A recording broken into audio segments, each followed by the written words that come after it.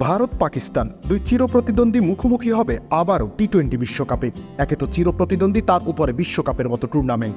স্বাভাবিকভাবেই চাপে থাকবে দুই দল। তবে ভারতের সাবেক ক্রিকেটার হরভজন সিংয়ের মতে বিশ্বকাপে ভারতের জন্য কঠিন বাধা হবে পাকিস্তান। সপ্তাহখানেক পরেই শুরু হতে যাচ্ছে সীমিত ওভারের সবচেয়ে উত্তেজনাপূর্ণ টুর্নামেন্ট টি-20 বিশ্বকাপ। সেখানে একই গ্রুপে রয়েছে ভারত ও পাকিস্তান। আগামী 9 জুন নিউ ইয়র্কে মুখোমুখি হবে দুই দল। এই ম্যাচকে ঘিরে বিশ্ব ক্রিকেটে ছড়িয়েছে বাড়তি উত্তেজনা।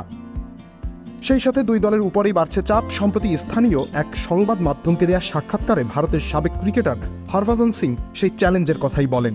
দুই দলের মধ্যে নিয়মিত দ্বিপাক্ষিক সিরিজ না হওয়াতে ম্যাচটি কঠিন হবে বলেও মনে করেন তিনি।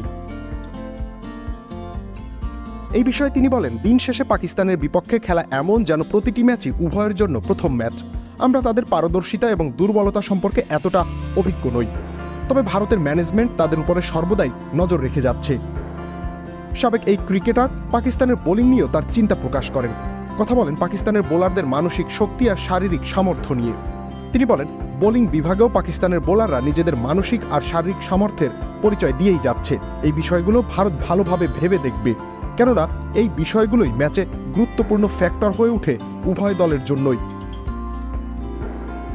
পাকিস্তান 6 জুন যুক্তরাষ্ট্রের বিপক্ষের ম্যাচ দিয়ে বিশ্বকাপ যাত্রা শুরু করবে, আর আগামী 9 জুন বহুল প্রতীক্ষিত ম্যাচে ভারতের মুখোমুখি হবে পাকিস্তান। তবে টি-20 বিশ্বকাপের পরিসংখ্যান অবশ্য ভারতের পক্ষেই কথা বলে, কেননা এই দুই দল আইসিসি টি-20 বিশ্বকাপে এখন পর্যন্ত 7 বার মুখোমুখি হয়েছে, যেখানে 5টি ম্যাচেই জয় পেয়েছে ভারত আর একটি ম্যাচে হয়েছে ড্র। তবে টি-20তে যে কোনো সময় যে কোনো কিছু ঘটে যেতে পারে। দীর্ঘদিনের পরিসংখ্যান বদলে যেতে পারে কোনো বোলারের এক ওভারেই বা কোনো ব্যাটারের এক ইনিংসেই। তাই তো ক্রিকেট বিশ্বের কোটি সমর্থক এখন এই দুই চির প্রতিদ্বন্দ্বীর লড়াই দেখার অপেক্ষাতেই দিন গুনছে। রবিউল ইসলাম রনি, খেলা 71।